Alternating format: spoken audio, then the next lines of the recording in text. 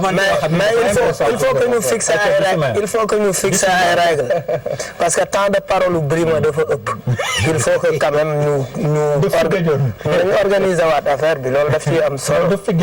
oui mënuñu gën a fort baat gën ñu bëgg a bëri wax mënul nekk foog muy sama c'est important ça dafa am benn affaire bu am solo parce que ñu ngi woote dialogue ci biir dialogue bi ñu tudd Ablaye Wade tudd Abdou Diouf moo doon jiite PS nekkoon na fi président Ablaye Wade nekkoon na fi président Abdou Diouf xaritu Khalifa Sall Ablaye Wade moo jur Karim liñ ci mën a jàngat mooy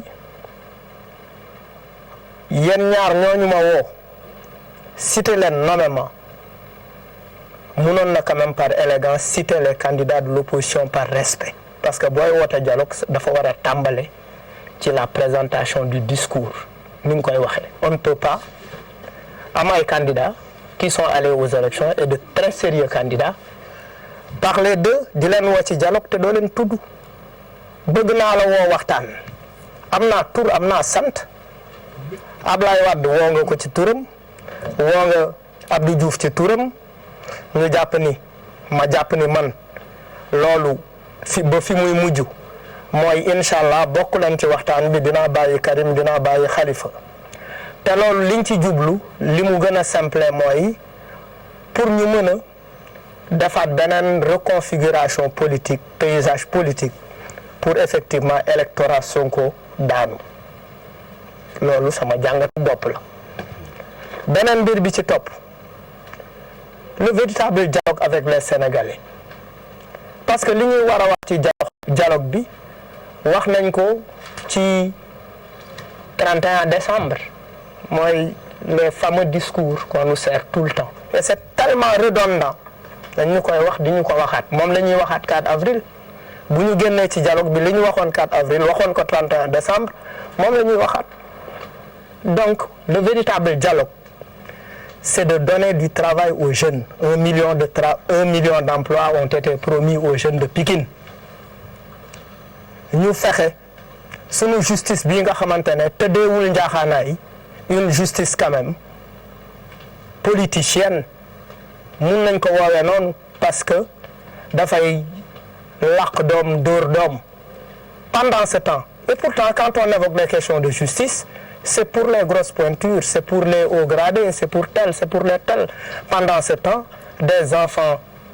des quartiers populaires croupissent et pourrissent dans les prisons les débats sur les longues détentions préventives doivent être posés sur la table. On doit également parler de la disparition des enfants. Aujourd'hui, c'est une question très importante. Le véritable dialogue, c'est une exécution des engagements pris pendant la campagne électorale. Et qu'on ne peut pas, dans ce pays, tout le temps, sous notre pays, anytime, il faut quand même qu'on donne au peuple le temps de respirer et d'aller au travail. Parce que c'est tout le temps très politique. bu ñu jógee ci wéy élection yi baaxul wóoluwuñu processus bi on revient à ces histoires de dialogue non daf ñuy nax du ñu nax le pays ne s'arrête pas aux simples politiciens ceux qui votent pour les partis politiques les militants ne représentent pas 1 million du fichier ce sont des Sénégalais tapis dans l'ombre qui vont voter ku ñu fal ñoom ñoo ko fal c'est leur problème mais je veux dire bu ñu falee doomu aadama même bu ñu le reconduire c'est parce que les Sénégalais attendent de toi le respect de tes engagements nga fexe aussi corriger yi nga xamante ne wax nga fi wax def nga fi waxeet promettre nga fi 25 ministres respecté woo ko c'est-à-dire tous ces aspects nu nit ñi interroger waat seen bopp il faut que nit ñi di nangu di jël seetu muy président di sëriñ di ku mu munti doon ñuy nangu di jël seetu di xool suñu bopp ba pare di jombale suñu bopp yenn yi surtout bu ñu yàlla dimbalee def ñu njiitu réew mi or c'est une grosse responsabilité on ne peut pas 365 jours tout le temps faire de la politique il faut quand même inculquer et puis quand même réparer sinon même nu mu tuddati sax penser les plaies de la campagne électorale parce que on a eu quoi comme vote on a eu un vote qui montre un pays qui va se diviser. Le vote a été confrérique, régional, ethnique. C'est pas vrai. Oui, loolu si mënu leen ko bañ.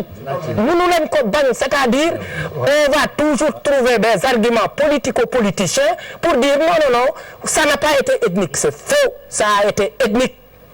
ça a été régional, ça a été également confrérique. Te loolu c'est le tissu social qui se déchire et il est important, le premier responsable pour recoudre ce tissu qui est en train de se déchirer, c'est le président de la République. Allez, loolu ponk bu